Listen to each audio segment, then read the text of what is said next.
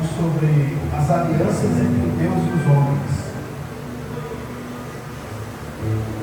Mas antes eu queria chacoalhar um pouco a cabeça de vocês. Ouviu-se por muito tempo aí no meio evangélico, aí teve os pastores que levantaram uma questão se a Bíblia deveria ser atualizada ou não. Não sei se vocês chegaram a ouvir isso. A Bíblia deve ser atualizada. Certo? E ficou essa pergunta no ar, causou um barulho na internet, né?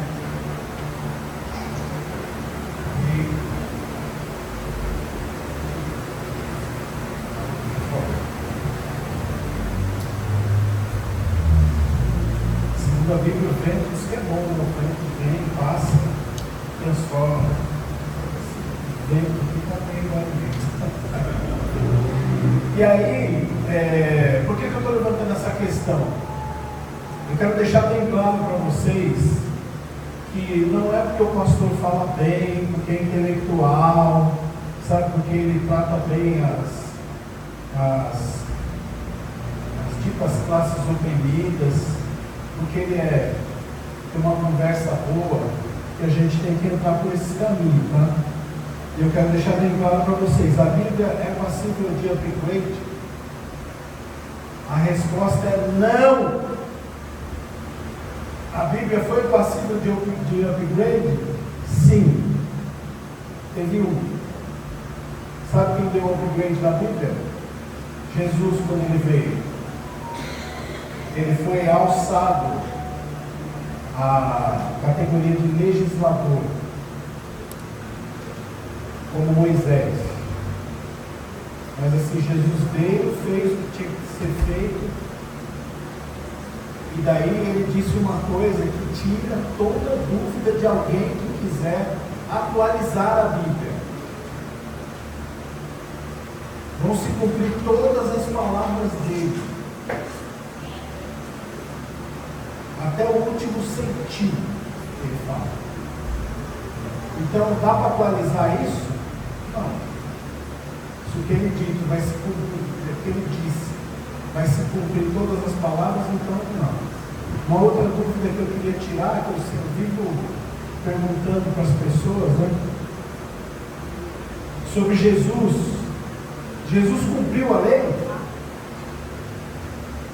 Sim ou não?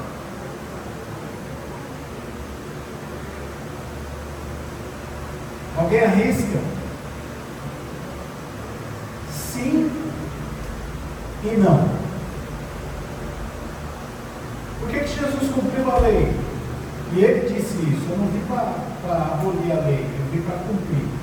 Mas quando ele está dizendo isso, ele não está falando no sentido de obedecer. Ele está falando isso no sentido de cumprimento das Escrituras. E aí ele cumpriu. Porque tudo que foi dito a respeito dele, quando ele chega, se cumpre. E a lei se encerra nele. Então quer dizer que eu não preciso obedecer mais nada? Não, aí piorou, você precisa obedecer mais.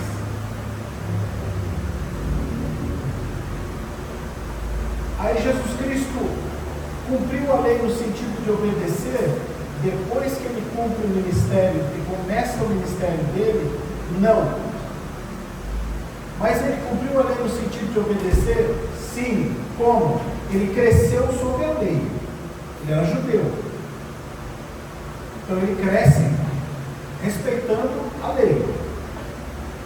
Só que quando ele começa o ministério dele, ele começa a lançar luz sobre a interpretação da lei. E ele passa a não obedecer. Sabe o que significa quando você não obedece à lei? Você pecou. E aí eu vou fazer uma pergunta, eu quero que vocês sejam bem diretos na resposta, tá? Cuidado para não matar Jesus. Jesus pecou? Vocês estão com dúvida? Não pode ter dúvida não, irmão. Jesus não pecou. Mas alguém pode falar assim, bom, mas se ele não cumpre a lei no sentido deixando de obedecer é pecado? O que ele fez com a lei? Nós vamos ler aqui hoje sobre as alianças, e tem um texto aqui que fala que ele escreveu a lei em nossos corações. Quando colocam uma mulher diante de Jesus e falam para ele assim, ó, essa mulher, Rabi, né, que é mestre, essa mulher foi pega em adultério. Diz que ele estava, sou louco para saber o que ele estava escrevendo na areia. Ele estava escrevendo na areia. Aí ele falou assim, o que diz a lei? Quem sabe o que é a lei aqui? Todos sabem o que é lei? A lei de Moisés está nos 5 primeiros livros da Bíblia, do Pentateuco. O que diz a lei? Se uma mulher for pega em adultério, tem que apedrejar. Se não cumprir a lei, a pessoa está em pecado. Aí lançam essa para cima de Jesus. Aí ele fala assim, o que diz a lei? Tem que ir para apedrejar. E ele já estava com as pedras na mão para acertar a mulher. Mas ele pega e ele começa a escrever a lei no coração das pessoas. Quando ele fala assim, então apedreje, mas aquele que não tiver pecado, que atire a primeira pedra. Que dos mais velhos aos mais novos foram saindo todos, fizeram uma análise de consciência e chegaram à conclusão de que eles não poderiam apedrejar. Eles tinham pecado. Mas Jesus podia apedrejar? Sim ou não? Gente, vocês não falaram que Jesus não pecou? Ele podia pegar um tijolão assim e lascar na cabeça da mulher. Ele podia. Vocês concordam? Aquele que não tiver pecado, que atire a primeira pedra. Ele podia pegar a pedra e foram saindo, e ele chega para a mulher e fala para a mulher assim, mulher, onde estão seus acusadores? Ninguém te condenou, nem tampouco eu. E ele começa a escrever a lei no coração das pessoas. Ou seja, misericórdia. Vá e não peques mais, para que não te suceda coisa pior. Jesus cumpriu a lei aí? Mas Jesus pecou? Mas ele tinha autoridade de falar assim, eis aqui alguém que é maior que os sábios. O Sermão do Monte, ele desobedece vários parâmetros quando ele fala assim, ó, os antigos lhes disseram, olho por olho, dente por dente, eu porém vos digo, ama o teu inimigo, ora por quem te persegue, escrevendo a lei no coração das pessoas. Misericórdia. Não julga para não ser julgado, não mede para não ser medido, escrevendo a lei no coração das pessoas. Então, quando levantarem essas celeumas aí, celeuma quer dizer agitação, barulho, na internet, a resolução de problemas como esse está onde? Na Bíblia. A Bíblia responde tudo. A lei diz o seguinte, que ninguém pode ser sacerdote se não for da tribo de Levi. Jesus é de que tribo? Gente, qual que é a tribo de Jesus? Jesus é o leão da tribo de Judá. Jesus podia ser sacerdote pela lei? Não. Mas por que Jesus é o sumo sacerdote? Porque ele é da ordem de Melquisedeque. Melquisedeque era um rei sacerdote que está antes da lei. Então ele é outro nível, ele é outro patamar. As respostas estão todas na Bíblia. Basta você começar a ler, ore, leia e descubra as respostas, elas estão lá. E hoje nós vamos falar sobre as alianças entre Deus e os homens. Amém? Vou pedir para o pastor Fabiano fazer essa oração. Gente, eu vou ver se o microfone aqui funciona melhor. Deixa eu ver.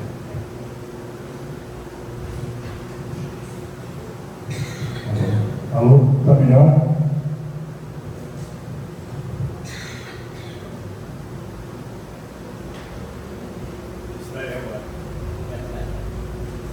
Amém, queridos? Estenda suas mãos para cá, vamos orar pela vida do pastor Eduardo. Pai, em nome de Jesus, nessa noite, nós te apresentamos, Senhor, a vida do teu filho. Pai, que em nome de Jesus, eu venho nessa noite, Senhor, transmitir à tua igreja aquilo que o Senhor trouxe ao coração dele, Senhor. Aquilo que o Senhor nessa noite liberou para ele ensinar, meu Deus, para ele apresentar à tua igreja, Senhor. Meu Deus, que a revelação do Senhor, o ensino da tua palavra, flua nesse lugar nessa noite, meu Pai. E cada um de nós sejamos edificados, Senhor, e aprendemos mais do Senhor, amor. Em nome de Jesus, amém. Vamos lá, irmãos. Hoje nós vamos falar sobre alianças. Vocês sabem que vocês participam de uma aliança de sangue, né? Pacto de sangue. Toda vez que você toma a ceia, você participa de um pacto de sangue. Quando Jesus disse isso para os discípulos, o que aconteceu? Eles falaram assim: que conversa é essa? Sai para lá. Porque ele falou assim: ó, quem não beber, quem não comer da minha carne e não beber do meu sangue, não tem parte comigo. Você sabe por que eu disse isso? Vocês mesmos falaram com a própria boca de vocês que Jesus não tinha pecado, certo? Como fazer para nascer um ser humano sem pecado? Se lá no Éden Deus falou assim: por causa disso, maldita será a terra, por tua causa. E o homem é feito de quê? Barro. Ah, mas depois de Adão, o homem é feito de barro. Tudo que tem na terra tem no homem: zinco, cobre, chumbo, ferro, manganês, tem tudo. Nós somos feitos do pó da terra. Só que a terra está amaldiçoada. Todo aquele que nascer de relação sexual entre homem e mulher ou in vitro está amaldiçoado. Maldita será a terra por tua causa. Mas como é que eu consigo colocar alguém dentro do planeta Terra sem que essa pessoa venha do pecado? Foi necessário eu preparar um corpo para ele. Foi necessário ter uma intervenção divina para que ele nascesse. Por isso ele é 100% homem, 100% Deus.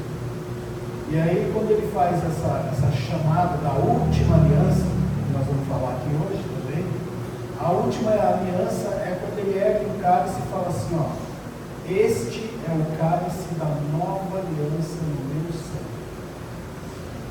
Fazer isso todas as vezes que beberes em memória de mim. Mas aí o apóstolo Paulo vai falar, né? Cada um analisa se coisa a si mesmo. Como do corpo e do sangue. Olha para você e vê como é que você está. Porque se você come indignamente, você vive de qualquer jeito, você não presta atenção nos mandamentos, se você erra, peca e não se arrepende, vem para uma ceia com a maior cara de pau, você está se julgando, você está se comprometendo. Mas se você se julga, se acha em pecado e não se acha digno de tomar a ceia, peça perdão a Deus e tome a ceia.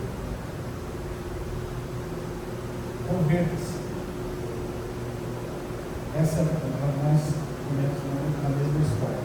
Só que o que acontece? Isso é tão feito tão mecanicamente, as pessoas hoje não estão nem ali. Vivem de qualquer jeito, serve-se a ceia em todos os lugares, e as pessoas vão lá com o ceia e não estão preocupadas com nada. Mas, segundo o apóstolo Paulo, por causa do pensamento dos doentes entre nós. Pelo menos é isso que nós temos.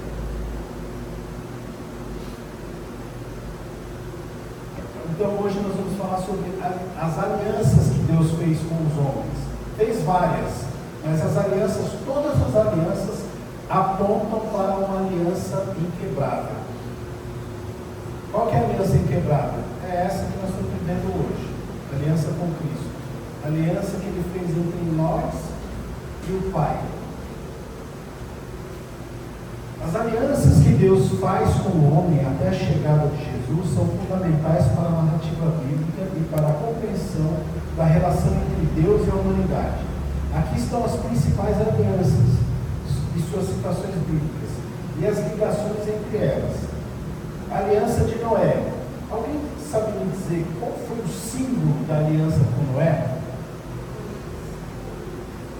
Qual? O arco-íris. Aí, isso aí é uma história muito legal. Após o dilúvio, Deus faz uma aliança com Noé e seus descendentes, prometendo nunca mais destruir a terra com o dilúvio. O arco-íris é dado como um sinal desta aliança. Qual que é a ligação que tem? Esta aliança é universal e demonstra a misericórdia de Deus para com toda a criação. Só uma observação, tá? Alguém sabe por que se forma o arco-íris? Sabe? Depois de uma chuva, formam aquelas gotículas no céu, e os raios solares passam, e aí ele mostra a cor de todas as luzes no arco-íris. Por isso que forma aquele arco. E Deus é o quê? Luz. Então ele mexeu com alguma coisa que ele sabe muito bem o que significa. E aí toda vez que alguém olhar para o arco-íris, é para lembrar da aliança que ele fez com Noé. Aliança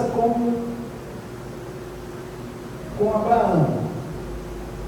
Lembrando que a aliança de Noé, essa aliança universal demonstra a misericórdia de Deus para com toda a criação. Então, toda vez que você olhar para o arco-íris, lembre-se dessa aliança. Aliança com Abraão, citação bíblica está em Gênesis 12, do 1 ao 3. Gênesis 15, no versículo 18, e Gênesis 17, do 1 ao 14. Deus promete a Abraão que ele será o pai de uma grande nação, e seus descendentes possuirão a terra de Canaã, e que todas as nações da terra serão abençoadas através dele. A circuncisão é estabelecida como um sinal desta aliança. Qual que é a ligação que tem com as outras? Esta aliança é específica para a descendência de Abraão, que estabelece o povo de Israel como um povo escolhido de Deus. É uma promessa de bênção e de prosperidade. É através de Abraão que já começa a ser pregado o Evangelho para todas as nações. E aí, eu queria fazer uma pequena incisão. Toda vez que você vai fazer aliança com alguém entra com alguma coisa. E a outra parte entra com a outra coisa. Certo? O que Deus pediu para Abraão?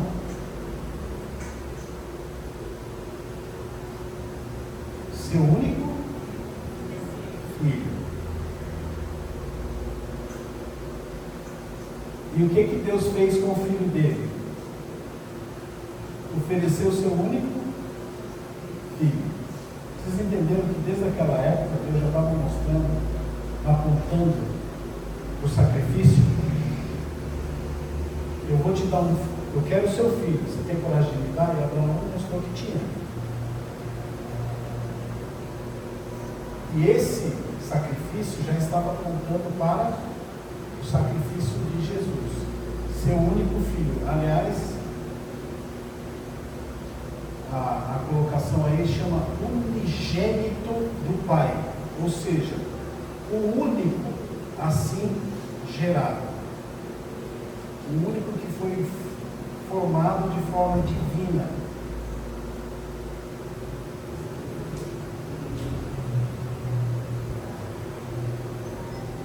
A aliança número 3, aliança com Moisés, aliança do sinal. O texto que fala sobre essa aliança está em Êxodo 19, do 5 ao 6, e Êxodo 24, do 3 ao 8. E em Deuteronômio 5, do 1 ao 22. Deus faz uma aliança com o povo de Israel no Monte Sinai, dando-lhes a lei, a Torá, os 5 primeiros livros da Bíblia, e os 10 mandamentos. Esta aliança inclui promessas de bênçãos para a obediência e maldições para a desobediência. Qual que é a ligação que tem essa aliança? Essa aliança estabelece o relacionamento de Deus com Israel, com uma nação que define as leis e os princípios que devem governar sua vida e adoração. É uma continuação, expansão da aliança com Abraão. Então, Deus vai fazendo aliança com os homens e os homens vão o quê? Quebrando. A aliança era obedecer? Obedecer? Não. A aliança que Deus fez com Noé, que nunca mais mataria o ser humano através de dilúvio. Ele cumpriu? Sim. Então as alianças que Deus faz, ele não quebra, mas o ser humano quebra. Até que chega um dia que ele vai estabelecer uma aliança inquebrável. Mas você precisa do quê para fazer parte dessa aliança? Só precisa de uma coisa.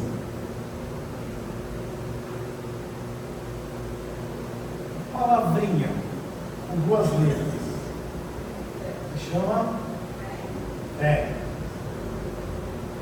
Porque todo aquele que nele crer, para você crer, você precisa de quê? Fé. Não pereça, mas tenha a vida eterna.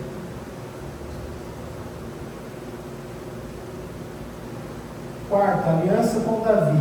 Está em 2 Samuel, capítulo 7, versículos do 12 ao 16.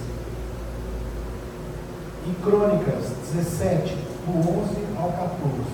Descrição: Deus promete a Davi que sua linhagem permanecerá para sempre e que seu trono será estabelecido eternamente. Essa promessa é entendida como antecipação do Messias, que viria da linhagem de Davi. Vocês entenderam por que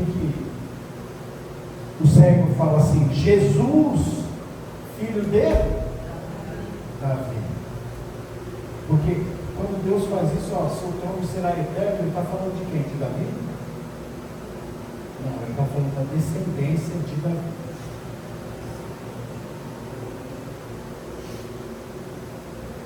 Ligação: esta aliança aponta para a vinda de um rei eterno e justo que é cumprida em Jesus Cristo, o Messias prometido.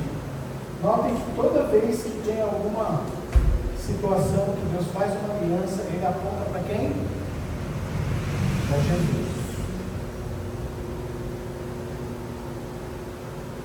Quinta, a nova aliança profetizada. Jeremias 31, do 31 ao 34. Ô Letícia, consegue colocar aí para mim, por favor? Jeremias 31, do 31 ao 34. Deus promete uma nova aliança com a casa de Israel e a casa de Judá, onde ele escreverá suas leis nos corações das pessoas e perdoará seus pecados. Essa aliança é caracterizada por uma transformação interior, novo nascimento, e um relacionamento pessoal com Deus. Ou seja, eu não preciso mais de um sacerdote. Preciso levar mais o sacrifício do sacerdote, aquele queimo, para que aquela fumaça cubra os meus pecados. Eu não preciso mais disso. Dias virão, afirma o Senhor, quando estabelecerei uma nova aliança com a casa de Israel e a casa de Judá.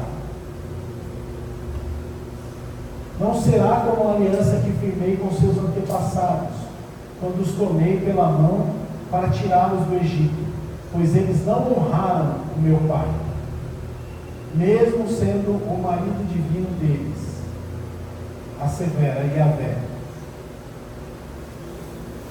Eis, no entanto, a aliança que celebrarei com a comunidade de Israel, passados aqueles dias, afirma o Senhor. Registrarei o conteúdo da minha Torá, lei, na mente deles, e a escreverei no mais íntimo dos seus sentimentos, seus corações. Assim serei de fato o Deus deles, e eles serão o meu povo. Ninguém mais terá a necessidade de orientar o seu próximo, nem o seu irmão, pregando: eis que precisas conhecer quem é Yahvé, o Senhor, porquanto serei conhecido no interior do ser de cada pessoa, desde os mais jovens até os idosos, dos mais pobres aos mais ricos, garante o Senhor, porque eu mesmo lhe perdoarei a malignidade e não lhe permitirei recordar mais os seus erros e pecados. Você viu o que o profeta Jeremias falou aí?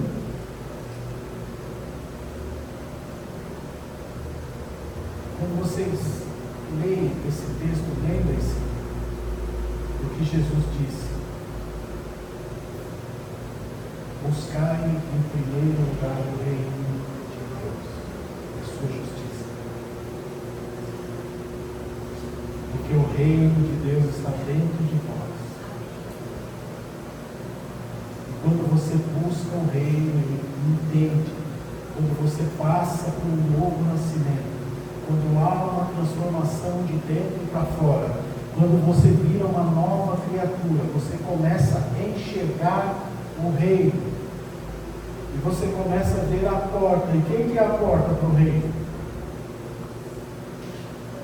Jesus disse numa certa feita, desse jeitinho aqui: eu sou a porta.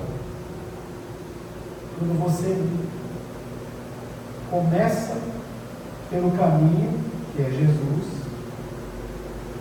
você conhece a verdade, que é Jesus, e ele fala assim: e conhecereis a verdade, e a verdade vos libertará.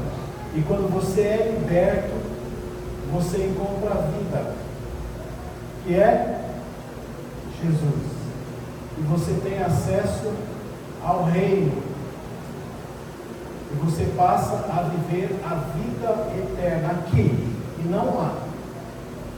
É chegado a vós o reino de Deus. Então buscar o reino, buscar a transformação interior, o novo nascimento, a nova criatura, seja transformado de dentro para fora. Ninguém mais vai precisar falar para você: você precisa conhecer Jesus.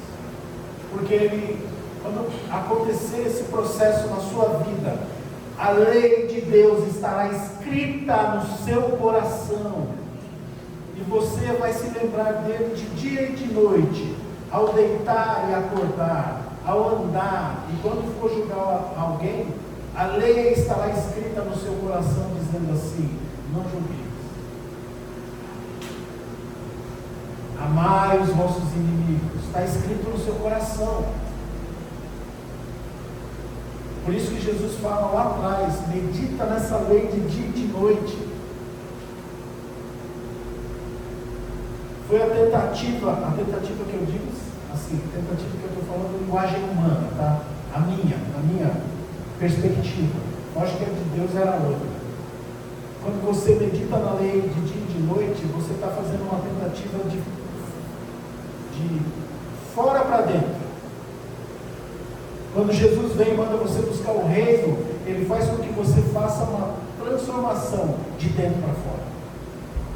Porque a vontade: venha a nós o teu reino, seja feita a sua vontade, assim na terra como no céu. Ou seja, quando você começa a passar por uma transformação, e ela começa a mexer com você, E aquele que roubava não rouba mais, aquele que mentia não mente mais, aquele que enganava não engana mais. Quando você começa a passar por essas transformações e as malignidades do mundo começam a lhe afetar, mas você não pode julgar, essas leis começam a ser escritas no seu coração. Você passa a ser liberto da lei do mundo e passa a obedecer a lei de Deus, porque ela faz parte do seu coração. Ela faz parte do seu dia a dia, ela muda o seu caminho, ela ilumina os seus passos, ela faz com que você tenha perspectiva, esperança de uma vida vindoura com Deus, viver eternamente a partir daqui. Vocês perceberam a importância que tem as alianças e a transformação? Você sabe porque muitas vezes, mesmo a gente sendo do jeito que é, pecador, falador, julgador, mesmo sendo desse jeito, mesmo buscando, tateando no escuro, apesar de ele ser a nossa luz, e muitas vezes a luz é tão forte que a gente faz questão de se esconder, porque ela ofusca. Mesmo assim, a misericórdia de Deus nos alcança, porque Ele disse que perdoaria os nossos pecados, porque Ele disse que nos salvaria de uma vida comum. Lembrem-se, vocês todos que estão aqui, justos, viverão pela fé. Por isso que Jesus Cristo disse em alta voz no Sermão do Monte: não vos preocupeis com o que há de comer, com o que há de beber, com o que há de vestir, pois não é o corpo mais que a comida, a roupa mais que o corpo. Não me lembro agora de cabeça, mas assim, ele está falando assim: não se preocupe com as coisas de fora, porque se você buscar o reino na direção do Pai, Ele traz para você aquilo que você precisa, porque é feita a vontade de Deus, assim na terra como no céu. Eu não preciso ficar chorando as pitangas para Deus.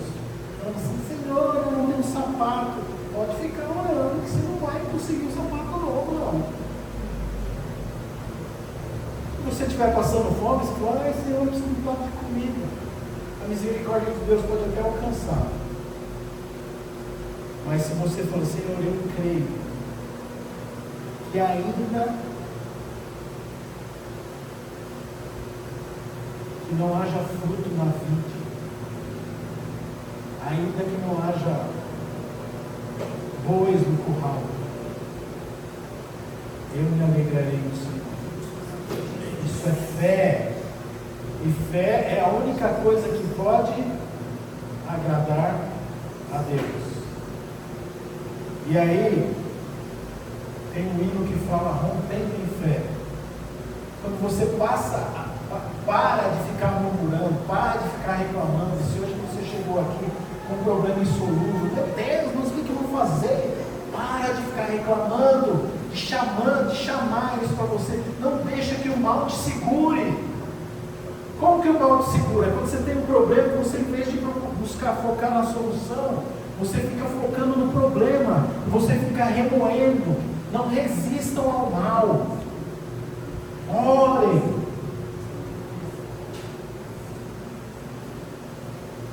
Senhor, eu estou diante de um problema, resolve para mim? Não. Muitas vezes os nossos problemas foram a gente mesmo que procurou. Senhor, eu estou diante de um problema que eu mesmo procurei. E esse problema é grave. Ilumina, pois, os meus passos, Senhor, para que eu, de acordo com a tua lei, com o teu amor, com a tua justiça, eu possa resolver da melhor forma possível, sem agredir o meu próximo, sem enganar as pessoas, sem julgar ninguém, sem maltratar ninguém. Faça-me, Senhor, uma pessoa melhor diante dos problemas que aparecerem para mim, que esses problemas me transformem numa nova criatura, imagem e semelhança do teu Filho.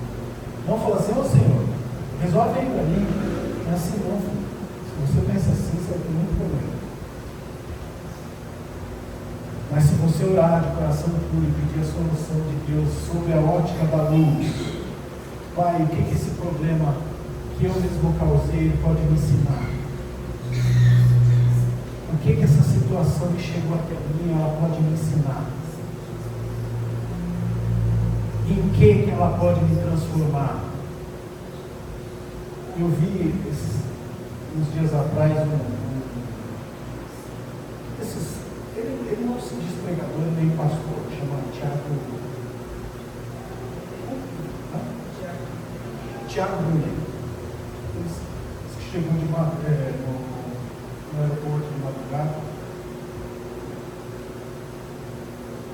pediu um café e um pão de queijo, a menina demorou para atender. E ele reclamou, falou assim: demorou, não vou. Disse que ela tem jogou, assim, né? E ele viu assim, foi maltratado, né? Mas com o testemunho que ele deu para perceber que Deus, sabe, Jesus escreveu lá no coração dele a lei universal. E ele chegou para a menina e falou assim: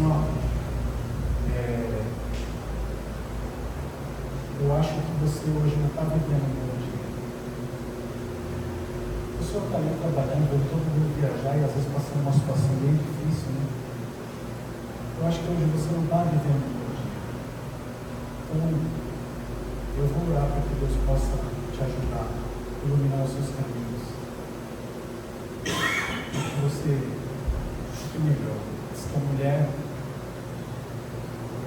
desabou a chorar. E aí eu ouço as palavras de Jesus falando assim: misericórdia quero e não sacrifício. Não adianta ir lá queimar bicho por causa do pecado.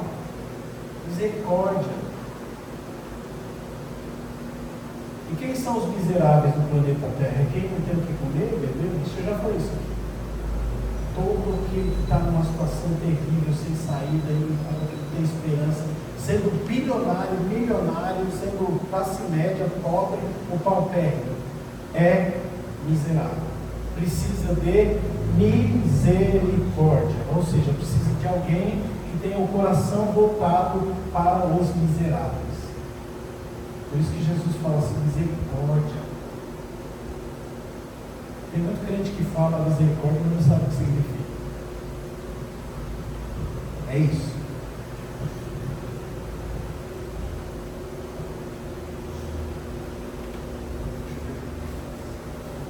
Deixa eu ver que horas são, se eu tenho tempo.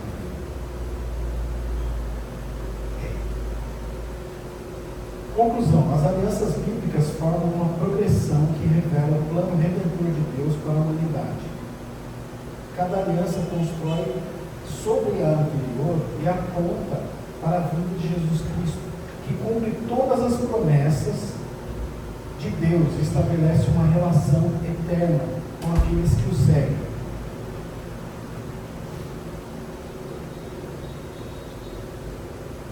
Às vezes eu fico pensando assim, né? Que privilégio que teve aquele sujeito que estava no bar, lavando as redes, xingando, porque jogou a rede a noite inteira. Cadê você? Eu estou aqui e você não apareceu para me ajudar. Como a gente faz muitas vezes, né? Como os ateus fazem. Onde estava Deus? Fiquei horrorizado quando vi o Papa Bento XVI ir lá no campo de concentração onde era Auschwitz. E ele falou isso, que me assustou. Logo depois ele pediu para sair, né? O pessoal lá do campo de elite. Pede para sair. Ele pediu para sair. Ele falou assim: onde estava Deus que não viu essas atrocidades? Mas tem tem gente, eu não estou falando que Deus agiu dessa forma, isso é uma perspectiva minha, tá? Mas tem gente que pede maldição. Tudo o que pedires em oração, crendo que já o recebeste, assim o sucederá. Tem gente que pede maldição. Vocês querem ver? Vou dar um exemplo para vocês. Pediram uma maldição violenta sobre eles. E a maldição veio. Foi Deus que fez? Não. Grave. Pôncio Pilatos falou assim: ó, é de praxe que a gente solta os presos nessa época aqui. Então a gente tem ali Jesus, que eu não achei condenação nele, e temos aqui Barrabás, que era terrível. E aí o povo, né, incendiado pelos sacerdotes, falou assim: solta Barrabás e crucifica Jesus. Aí o Pôncio Pilatos vai, pega uma baciona lá e lava suas mãos. Ele falou assim: eu não vejo condenação desse homem, eu lavo as minhas mãos desse sangue inocente. Vocês lembram que Jesus falou? Tudo que pedires em oração, creio que já recebeste, assim você receberá. Aí pediram uma maldição para cima deles. Que o sangue desse inocente caia sobre nós e caia sobre as nossas futuras gerações.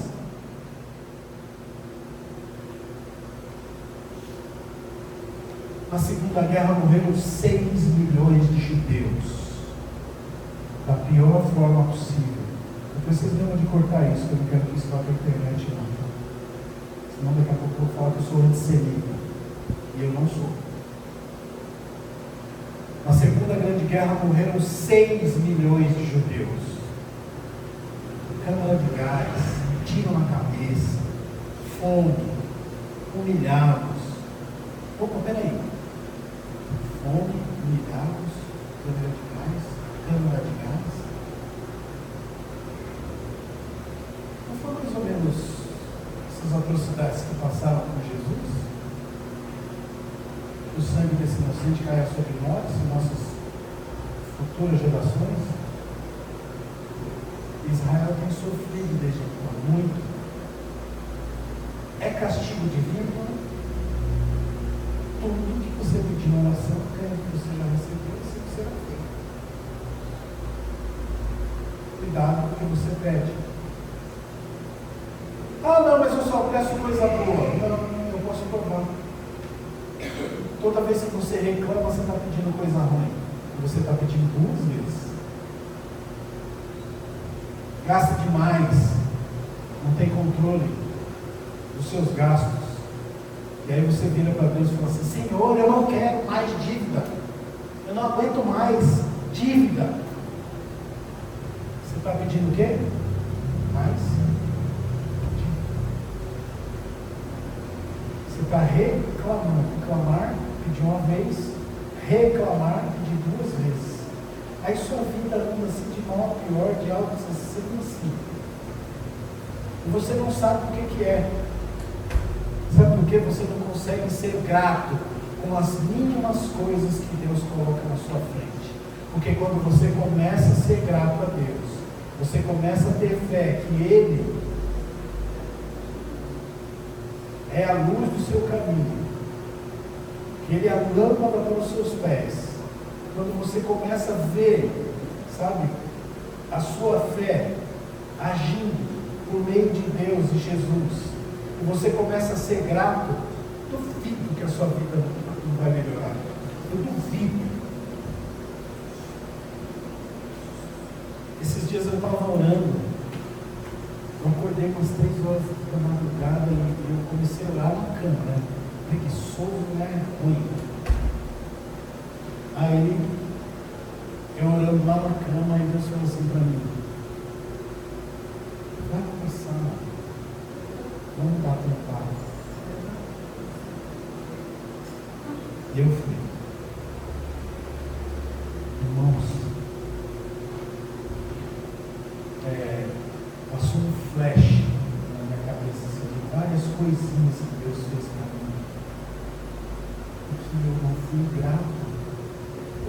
esfregou na minha cara. Mas veio à memória várias coisinhas que ele fez para mim. E eu não fui grato. Ele não falou para mim, não, você não foi grato. Eu me senti amado. E eu me senti ingrato. Quantas coisas Deus não faz para nós? Muitas vezes, quando seu carro quebra bem na hora de você sair, você está atrasado. E ele está te livrando de um acidente. Quantas vezes você perdeu o ônibus porque vai acontecer alguma coisa no meio do caminho? Você pode ser assaltado. E você xinga. E reclama. Quantas vezes você está desesperado em busca de um emprego e as portas se fecham? Não é muito bem.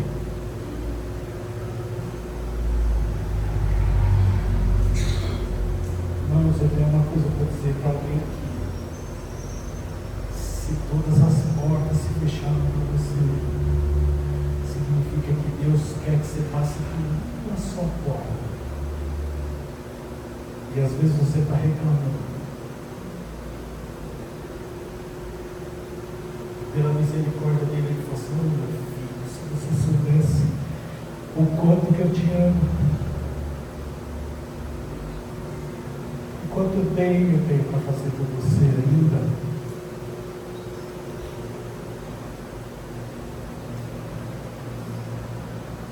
Quanto bem eu tenho para fazer por você ainda. Meus pensamentos são muito bem, muito mal.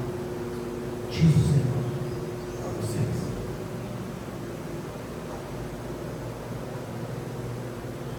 Aliança com Deus não é brincadeira. Para se levar a sério. É para você acordar cedo e a primeira coisa que você tem que fazer é seja grato. Nas suas orações, diminua as petições e aumente os agradecimentos. Você vai estar demonstrando fé. E fé agrada a Deus. E quando passou esse flash na minha vida de madrugada,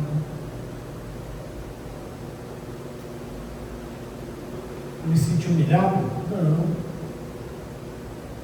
Eu me senti magoado? Não. Sabe como que eu me senti? Amado de Deus. Amado de Deus. E todos vocês são amados de Deus. Quando se revolta, não, agradece. Está dando errado, Senhor, agradece. O apóstolo Paulo fala assim: do que comais, do que bebais, e tudo que façais para a glória de Deus. Mesmo o apóstolo Paulo falando assim, quando eu quero fazer o certo, eu estou fazendo errado, eu estou fazendo errado, eu estou fazendo certo. Mas faça. Ore, agradeça, investigue a Bíblia, procure, faça as ligações, cresça na fé.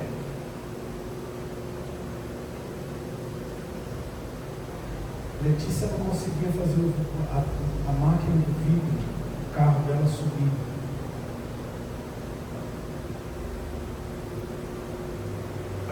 Foi até em casa, eu tentei olhar lá e tal. Estou falando de você.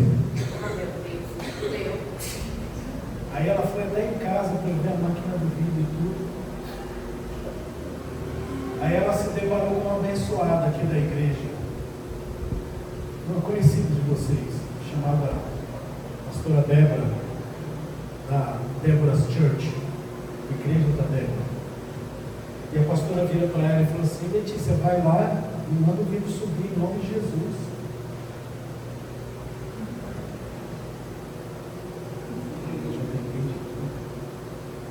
Vai lá, Letícia. E a Letícia foi lá, o carro, ela estava arrumando um jeito de pôr no plástico, porque ia chover dentro do carro. E ela foi lá e falou: filho, sobe em nome de Jesus. O que aconteceu? O vidro subiu. Quantas vezes na sua vida você tem coragem de falar isso? Quantas vezes?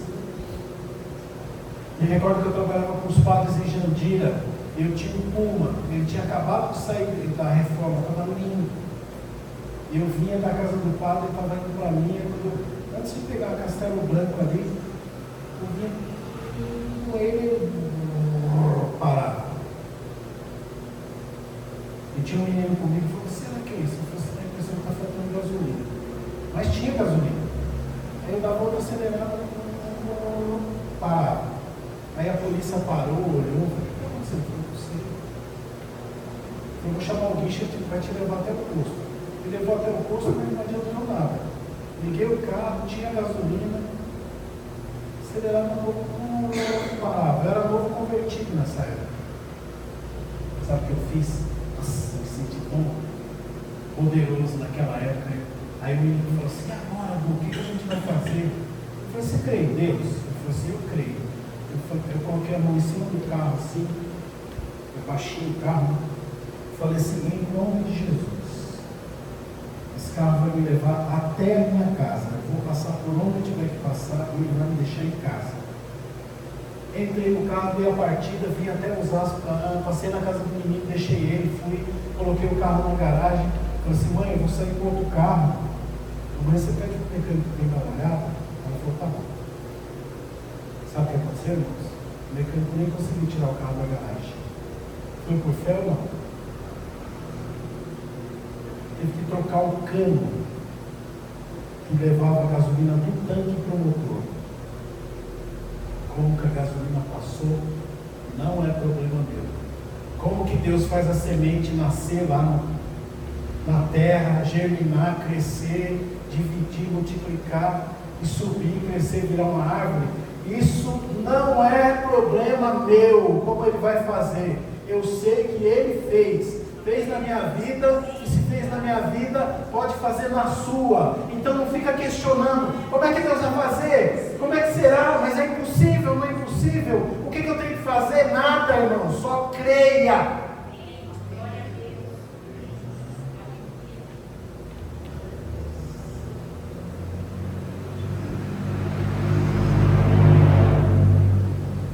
E por fim,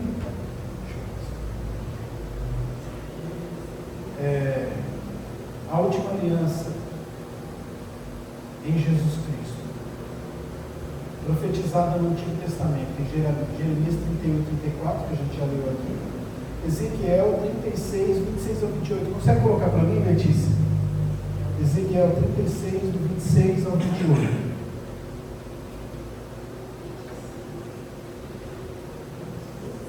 Do 26 ao 28.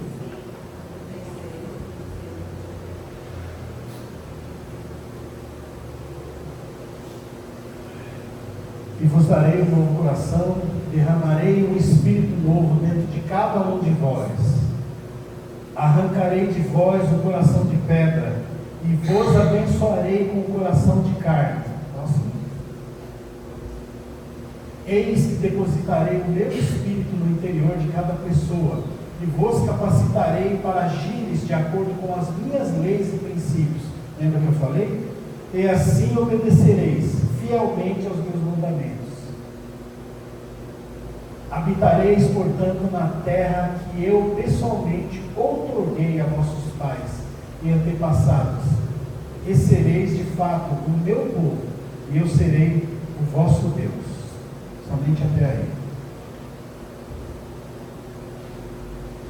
Mateus 26, do 26 ao 28.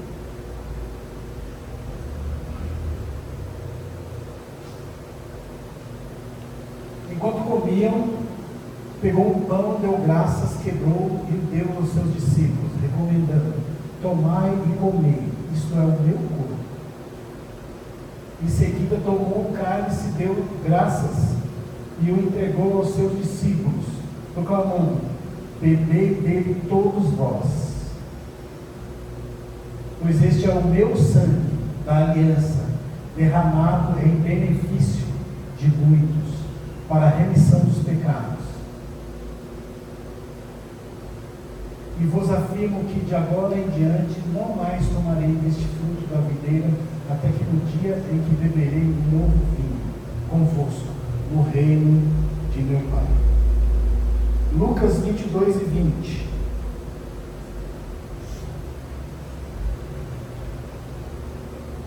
Da mesma forma, depois da ceia, tomou o cálice, dizendo: este é o cálice da nova aliança em meu sangue, derramado em favor de vocês. Estamos falando da última aliança, aliança inquebrável, perpétua. Isso aqui eu vou ler aqui, Letícia, que é muito longo. Hebreus 8, do 6 ao 13. Mas agora alcançou ele ministério tanto mais excelente, quanto é mediador de uma melhor aliança, que está firmada em melhores promessas. Porque se aquela primeira fora irrepreensível, nunca se teria buscado lugar para a segunda. Porque repreendendo-os, lhe diz: eis que virão dias, diz o Senhor, em que com a casa de Israel e com a casa de Judá estabelecerei um novo pacto. Não segundo o pacto que fiz com seus pais, no dia em que tomei pela mão para os tirar da terra do Egito. Porque não permaneceram naquele meu pacto, e eu para eles não atentei, diz o Senhor. Porque este é o pacto que depois daqueles dias farei com a casa de Israel, diz o Senhor. Porei as minhas leis no seu entendimento, em seu coração as escreverei, e eu lhes serei por Deus, e eles me serão por povo.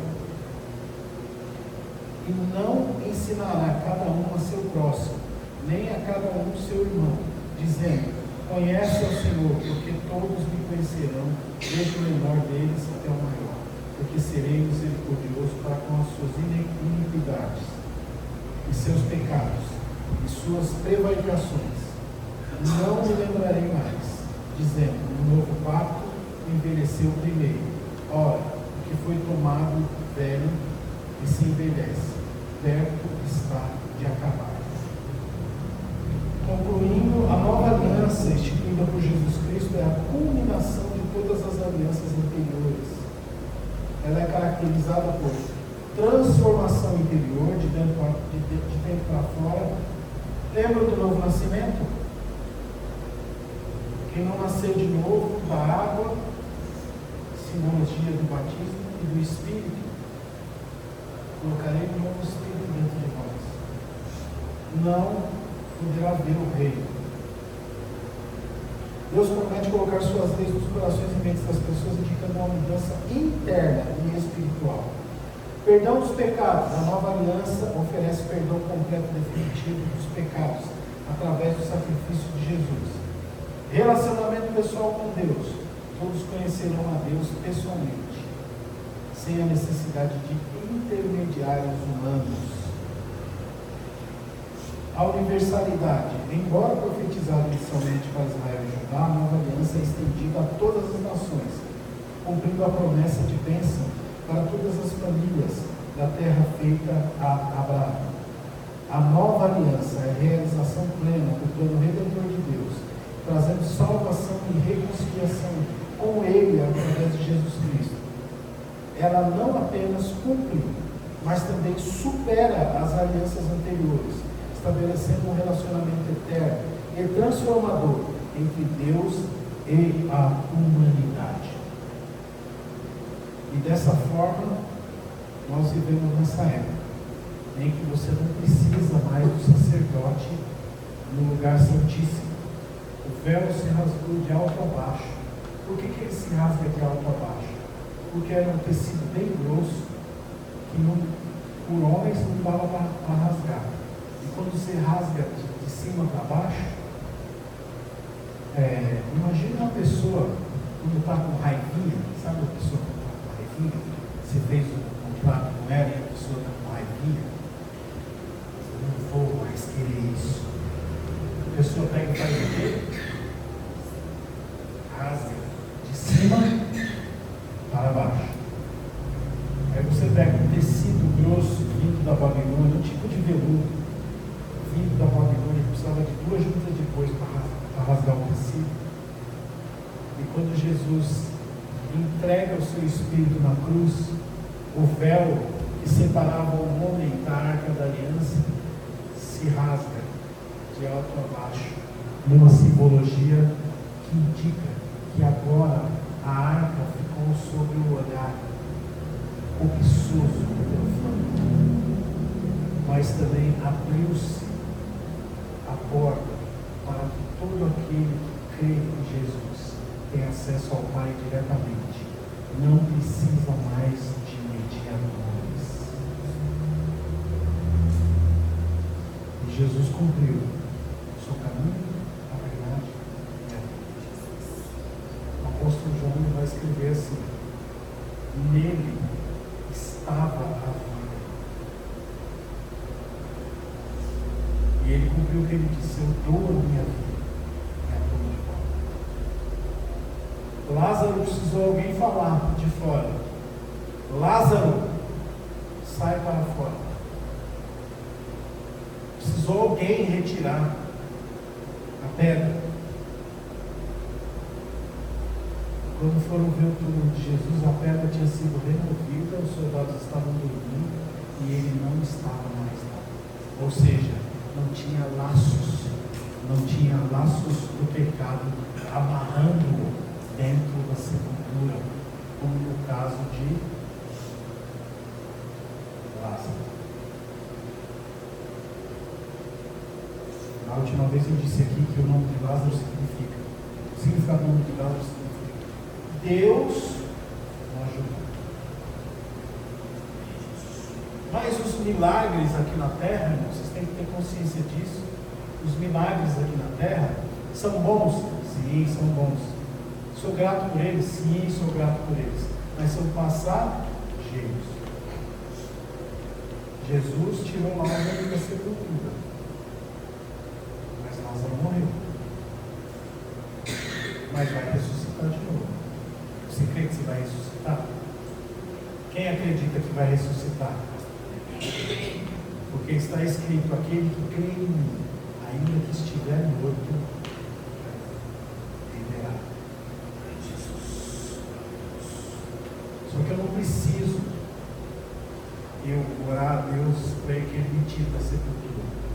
Porque se eu creio, ainda que eu estiver morto, Ele vai me chamar.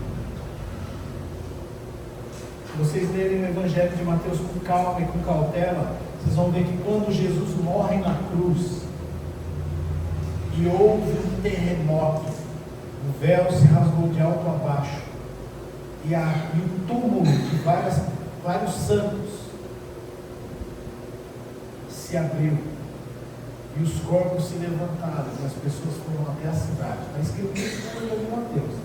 Quem já viu isso aqui no Evangelho? Não viram? Está lá. E aí, eu gosto de ficar ligando tudo. Bom, às vezes trabalho com fio, trabalho com conexão, então eu gosto de ficar ligando tudo.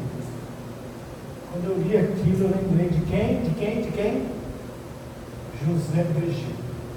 Eu já falei isso aqui, né? José do Egito ficou.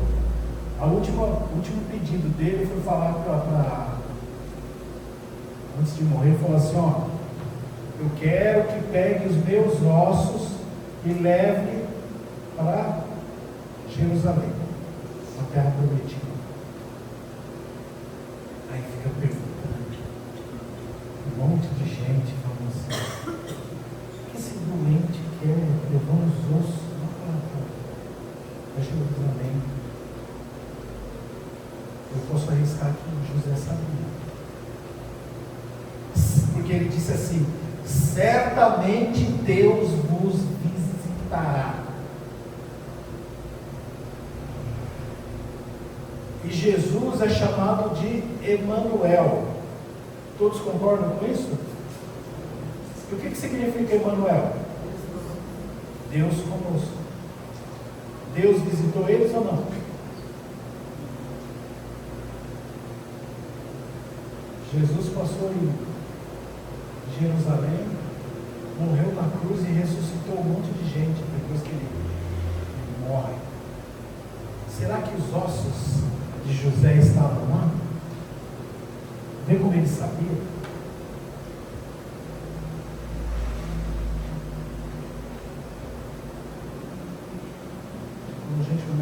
analisar a Bíblia assim, com as ligações de lá, aqui, você começa a ver que está tudo. Jesus passou pela história toda.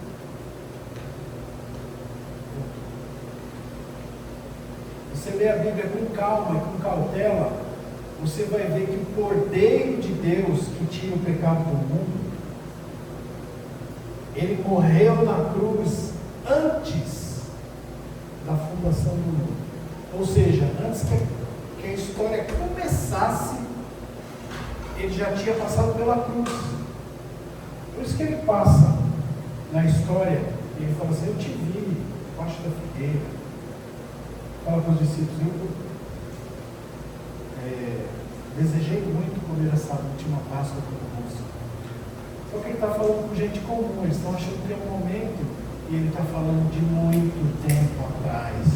Eu desejei muito, antes da fundação do mundo, eu desejei comer essa Páscoa com vocês. Só que se ele falasse isso para eles, ele não consegue. Então ele só fala isso. Desejei muito comer essa última Páscoa convosco. É necessário que o Filho do Homem desça a Jerusalém para ser escarnecido, para ser crucificado. É um projeto. E para ele chegar àquele ponto de depressão, tristeza, angústia, fala: Pai, se for possível, passa de mim esse cálice. Porque ele já tinha passado por aquilo, ele ia passar a segunda vez. Jesus passa 2 vezes pela crucificação, pelo sofrimento, por amor de vocês e de mim também, claro. Você já tinha pensado nisso? Pense. Toda vez que você for fazer alguma coisa que não é de bom vida, que não é de boa aventura, pense: o Cordeiro de Deus que tinha pecado morreu por isso. Amém? Eu quero fazer um convite aqui para a pastora Débora, para fazer essa oração final.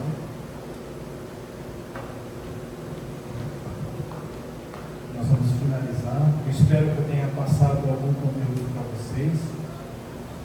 Deus abençoe. Amém. Se coloque de pé em nome de Jesus. Feche os teus olhos. Que nós possamos ser gratos ao Senhor por essa noite, por este tempo, pela sua infinita misericórdia, pelo seu amor. Pai, nós te damos graças, Senhor, por este tempo de aprendizado, de entendimento, no qual o Senhor reservou, meu Deus, para nos ensinar, para nos conduzir através da vida do pastor Eduardo. Nós somos gratos ao Senhor por essa oportunidade, Jesus. Que nós possamos crescer todos os dias, Senhor, em conhecimento. Que nós possamos entender, compreender aquilo que o Senhor tem para cada um de nós. Que os nossos olhos sejam abertos. Que os nossos ouvidos estejam abertos, Senhor, para te ouvir e para te ver. Nos leva todos os dias a um nível mais profundo de entendimento e de revelação de quem o Senhor é. Pai, é o ponto, Senhor, que nós fomos conhecendo mais de Ti, que nós possamos revelar o Teu amor, revelar a Tua verdade, viver o Teu amor todos os dias, Senhor. Pai, tira de nós aquilo que não Te agrada, tira das nossas vidas aquilo que não colabora, aquilo que não contribui para o nosso crescimento, Senhor. Que nós possamos todos os dias viver para Ti e revelar, Senhor, tudo aquilo que o Senhor é em nós. Pai, nos ajuda todos os dias, nos capacita todos os dias, que os frutos do Espírito Santo estejam, Senhor, em nossas vidas, Pai. Que nós não apenas venhamos falar de Ti, mas que nós possamos Te revelar